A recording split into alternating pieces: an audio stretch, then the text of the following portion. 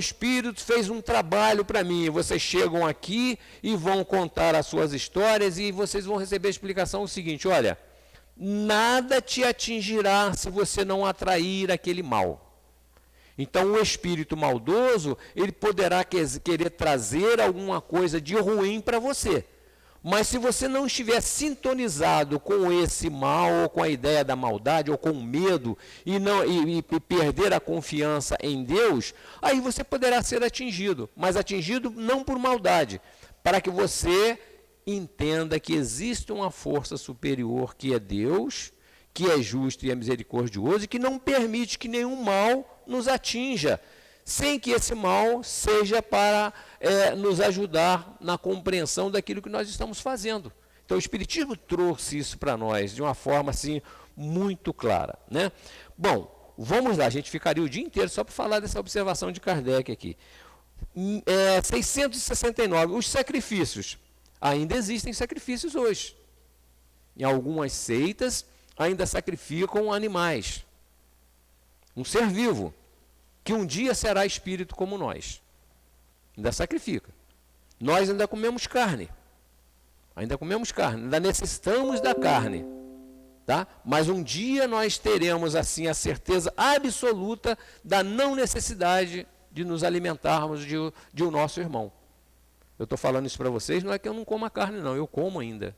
Mesmo sendo espírita e sabendo que esse animal, né, que está oferecendo aí o alimento para o meu corpo físico, ele um dia será homem como nós somos, espíritos como nós somos. É a lei do progresso, né? Mas isso aqui é uma fase nossa, por isso que eu estou falando que nós ainda não estamos muito longe ainda da nossa perfeição. O uso do sacrifício humano remonta à mais remota antiguidade. Como o homem pôde ser levado a crer que coisas semelhantes pudessem ser agradáveis a Deus? Olha só, gente. Olha só como é que nós éramos ignorantes. Sacrificar uma vida para agradar a Deus. Olha que coisa. É um contrassenso, né? Sacrificar uma vida para agradar a Deus. Então, existem criaturas que não sacrificam uma vida animal, por exemplo, para agradar a Deus, mas para agradar a alguma entidade. Se essa entidade é boa, ela não vai querer isso. Tá? Ela não vai querer de forma nenhuma. Pode ser levado a crer que coisas semelhantes pudessem ser agradáveis a Deus? Primeiramente, porque ele não compreendia a Deus como sendo fonte da bondade. Nos povos primitivos, a matéria supera o espírito. Eles se entregam aos instintos do animal. É por isso que são geralmente cruéis. O senso moral neles ainda não está desenvolvido. O que é o senso moral? É aquele poder que nós temos de distinguir o bem do mal. Tá? Então, o senso moral é aquilo que já tem o poder de separar o joio do trigo, aquilo que é bom daquilo que é ruim. Mas não é só separar, é não fazer o mal. Então, nós já estamos nos aprimorando nesse senso moral e já estamos deixando de fazer coisas ruins que habitualmente fazíamos antes. É por isso que são geralmente cruéis. Em seguida, os homens primitivos deviam crer naturalmente que uma criatura animada tivesse muito maior valor aos olhos de Deus do que um corpo material. Então, oferecer uma joia era menos valiosa do que oferecer uma vida para Deus. Deus havia com maior, isso segundo essa ideia, né, veria com maior simpatia o sacrifício de uma vida. Vou ver aqui um outro ponto. Aqui. Na vida material, tal como a maioria de vós a praticais, se oferecerdes um presente a alguém, vós escolhereis, sempre de tanto maior valor quanto maior afeto e consideração quiserdes. O mesmo deve ocorrer com homens ignorantes em relação a Deus. O que ele está dizendo para nós é que quando nós vamos dar um presente a alguém que nós gostamos, né, a gente quer dar o melhor presente que nós temos condições de dar. Né? Então, lá atrás, né, nós entendíamos que Deus merecia de nós um sacrifício maior. Então ele está fazendo essa correlação. Se eu agora eu dou um presente melhor para um amigo que eu gosto, antigamente eu considerava que Deus também mereceria uma vida, né, que era um sacrifício maior. Desse modo, os sacrifícios dos animais teriam precedido aos sacrifícios humanos? Quanto a isso, não há dúvida. Primeiro começa pelos animais. Depois eles vão vendo que a vida de um ser, né, de um espírito, né, seria um sacrifício muito mais relevante para Deus. Olha só que coisa absurda a gente tinha, eram as nossas ideias, né? De acordo com esta explicação, os sacrifícios humanos não se teriam originado de um sentimento de crueldade? Não, mas de uma ideia falsa de ser agradável a Deus. Veja Abraão. Bom, vocês já devem ter ouvido a história de Abraão. Está lá num dos livros lá do Velho Testamento.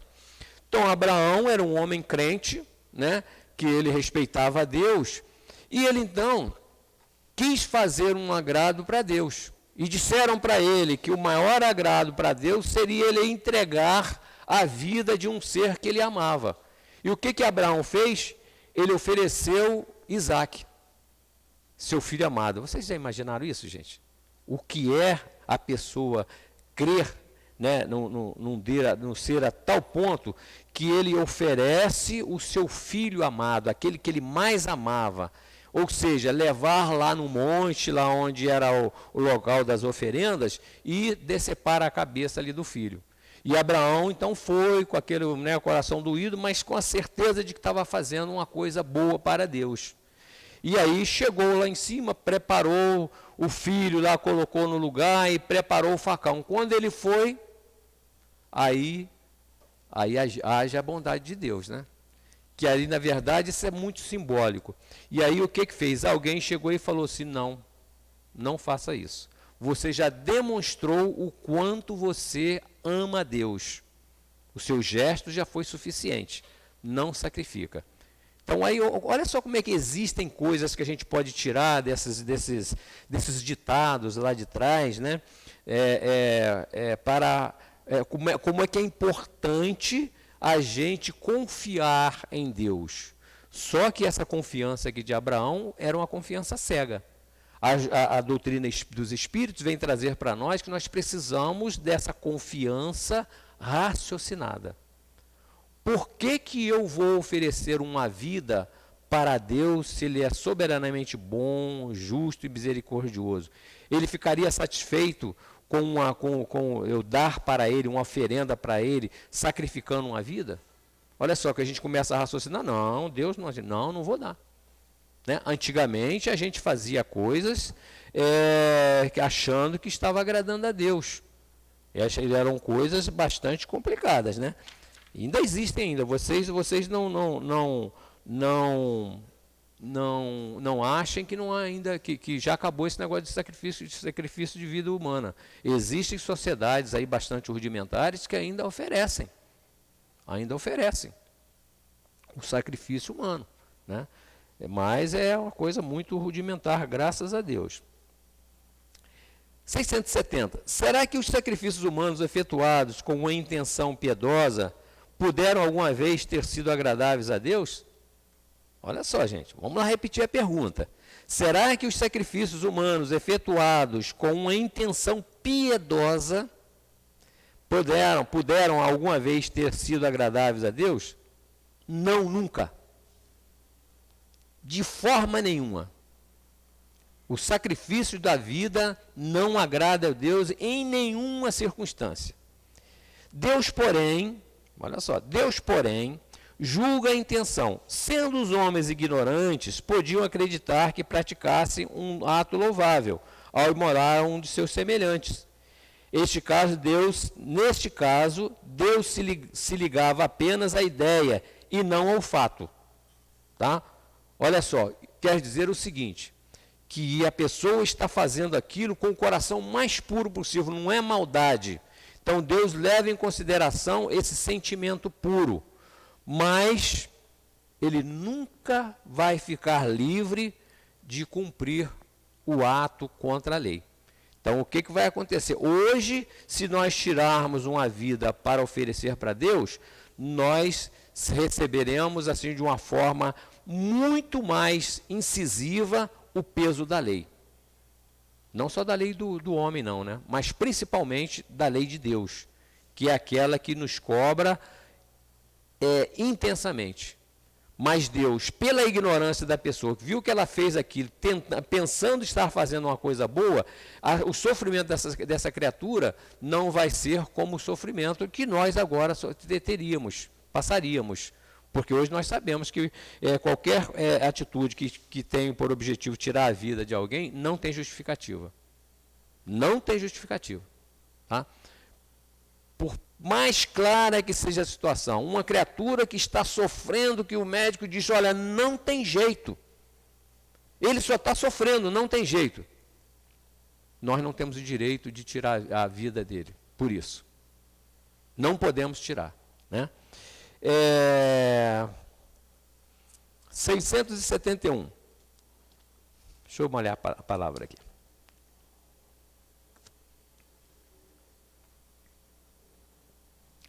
O que devemos pensar das guerras chamadas santas? Lembra lá das cruzadas? O que eram as cruzadas? É para combater aqueles que eram contra ideias de Jesus que eles compreendiam. Então, aqueles que compreendiam a ideia de Jesus de uma forma, não aceitavam outras criaturas que pensavam diferente. Que tivessem uma forma de ver Jesus diferente. Tá? Então, lá nas cruzadas. Foram marcas tão profundas que hoje a gente ainda vê reminiscências delas sendo praticadas. Tá? O sentimento que leva os povos fanáticos a exterminarem o maior número possível daqueles que não comungam de suas crenças, tendo em vista ser agradáveis a Deus, poderia ter a mesma origem daquele que os aceitava outrora aos sacrifícios de seus semelhantes? Responde aos espíritos, eles são impelidos pelos maus espíritos e, fazendo a guerra aos seus semelhantes, vão contra a vontade de Deus, que diz que se deve amar seu irmão como a si mesmo. Com todas as religiões, ou melhor, todos os povos adorando um mesmo Deus, qualquer que seja o nome que lhes atribuam, por que empreender entre si guerra de extermínio apenas porque suas religiões são diferentes ou por não terem ainda atingido o progresso dos povos esclarecidos?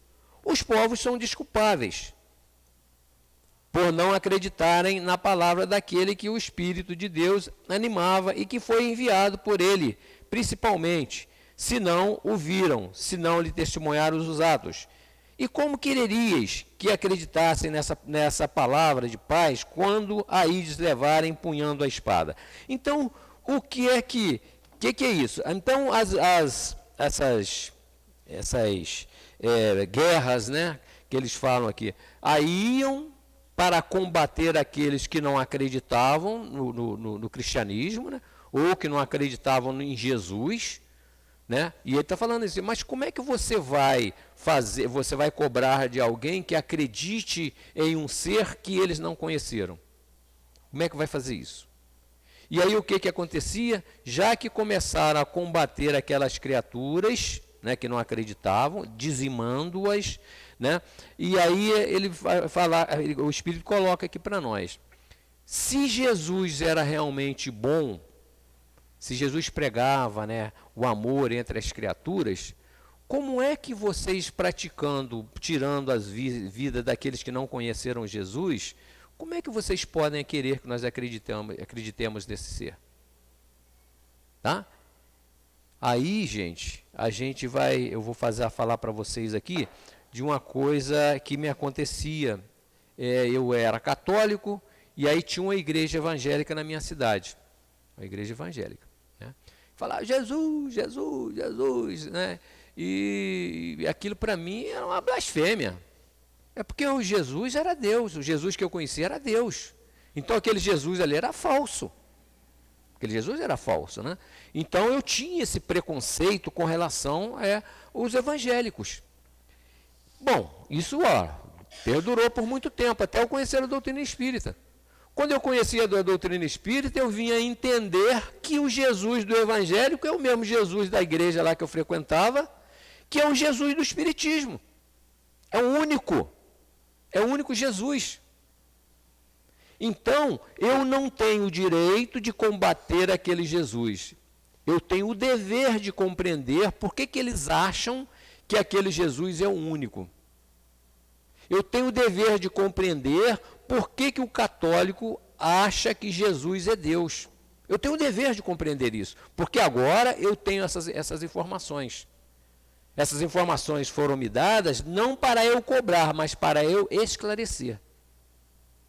Então, quando eu cobro e critico, eu estou ali indo contra esses ensinamentos que nós temos. Então, o que a gente vê aí, que nos revolta, que é chutar imagem, que é botar fogo em cabanas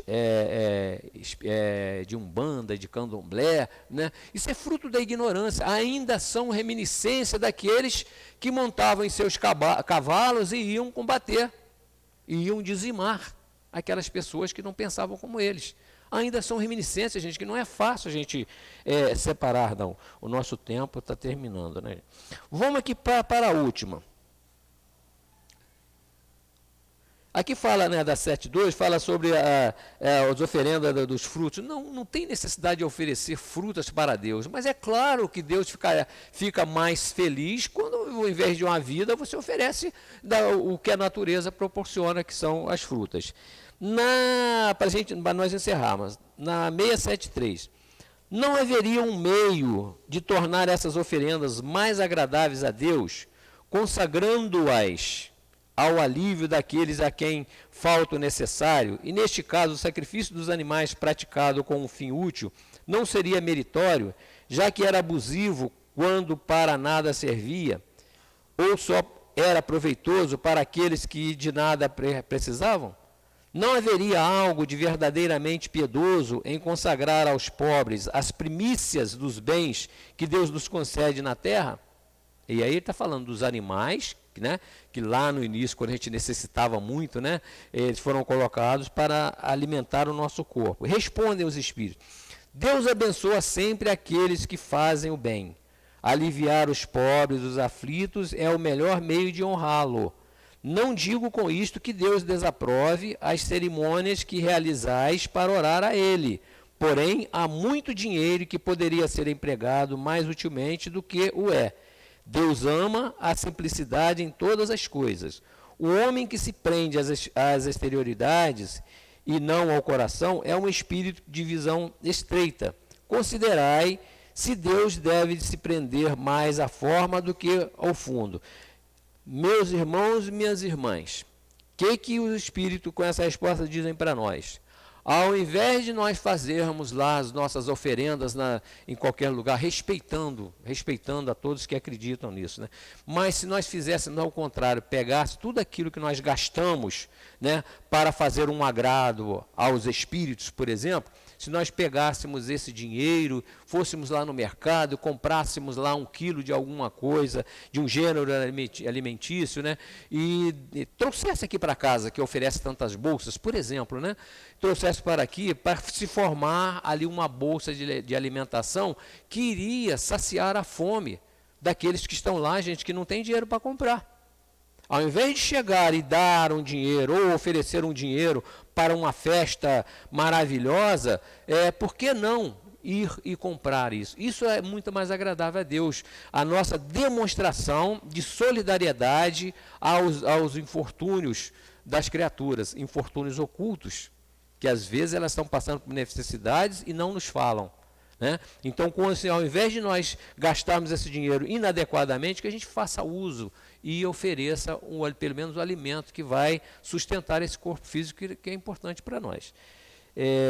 Que Deus nos abençoe. Eu sei que eu deixei muita confusão na cabeça de vocês, mas é assim mesmo, o Espiritismo é assim mesmo. A gente traz a confusão para a gente estudar e procurar entender mais profundamente o significado daquilo tudo que foi dito. Que Deus nos abençoe. Obrigado, meus amigos, pela piedade de vocês.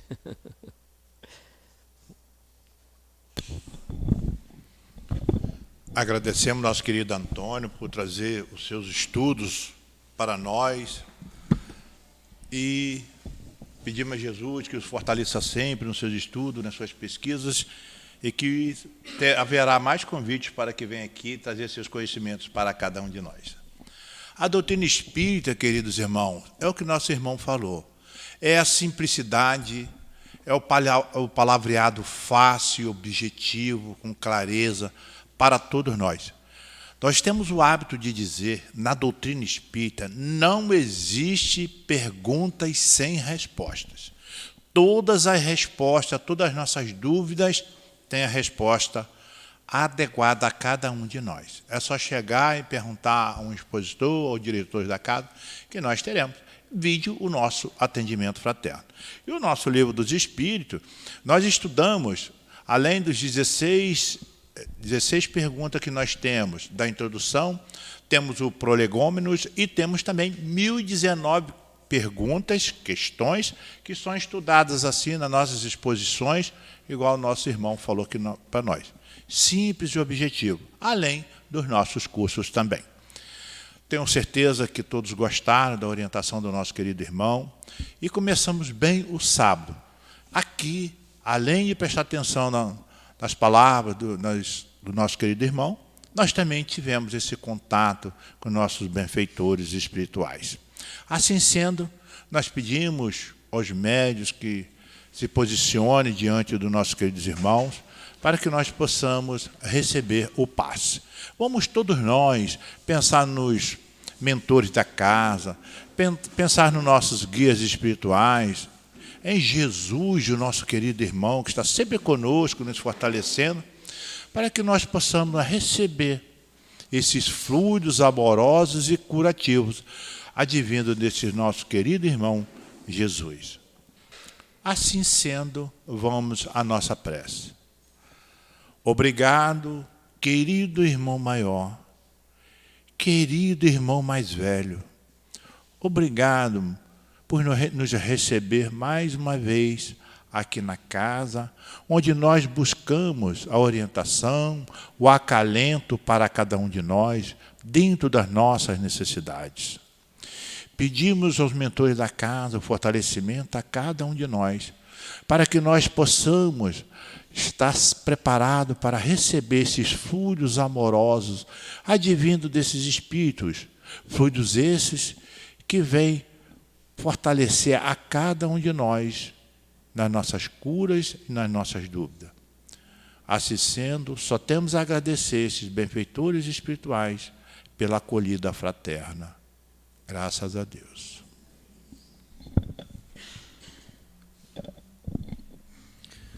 Capítulo 10. Bem-aventurados os que são misericordiosos. Hoje a instrução é do espírito João, bispo. Ele foi um bispo. E ele continua a falar da indulgência.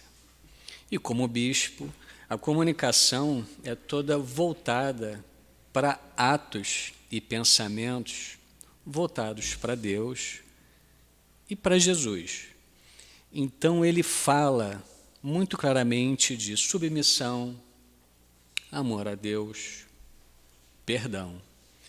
E ele toca em um assunto que nós, que estudamos a doutrina dos espíritos, sabemos bem.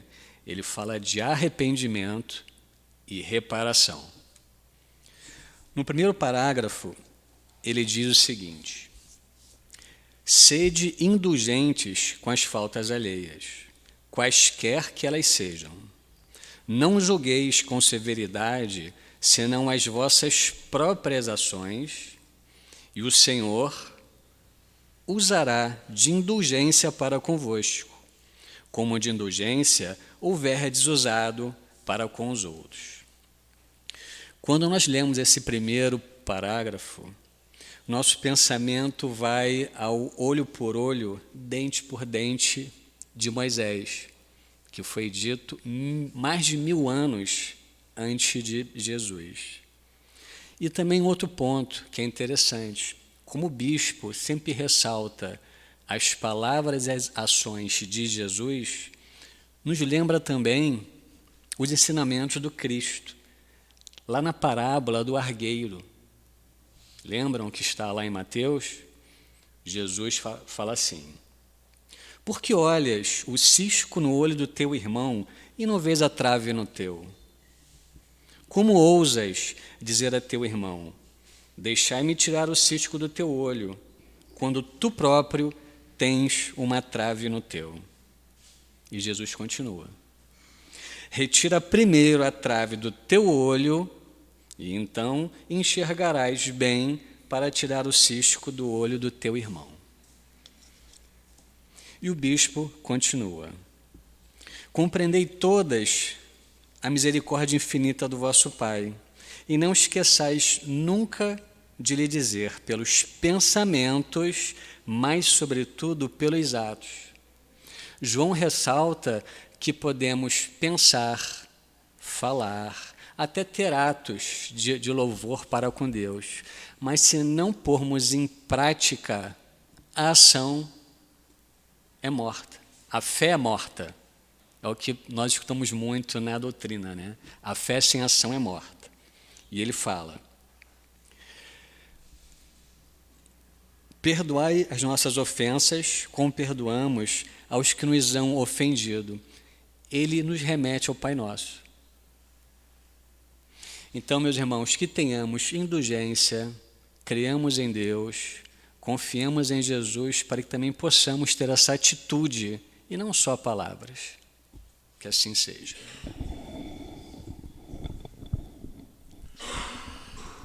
Vamos à nossa prece de encerramento. Lembrar sempre as palavras do nosso querido Jesus: aquele que procura acha.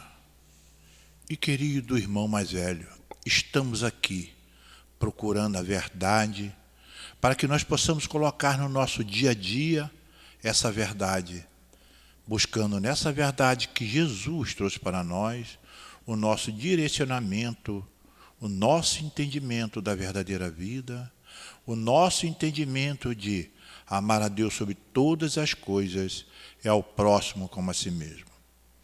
Na certeza de estarmos aqui procurando sempre o bom conselho, a boa orientação desses nossos bondosos amigos espirituais. Agradecidos estamos a nossos queridos irmãos patronos da casa por esse acolhimento, agradecidos a Jesus e seus mensageiros e a Deus nosso Pai, onde nós pedimos a permissão para darmos por encerrado o estudo da reunião pública da manhã de hoje. Pedimos, querido Pai, fortaleça a cada um de nós, para que possamos ter um bom final de semana e uma boa semana de tarefas. Graças a Deus.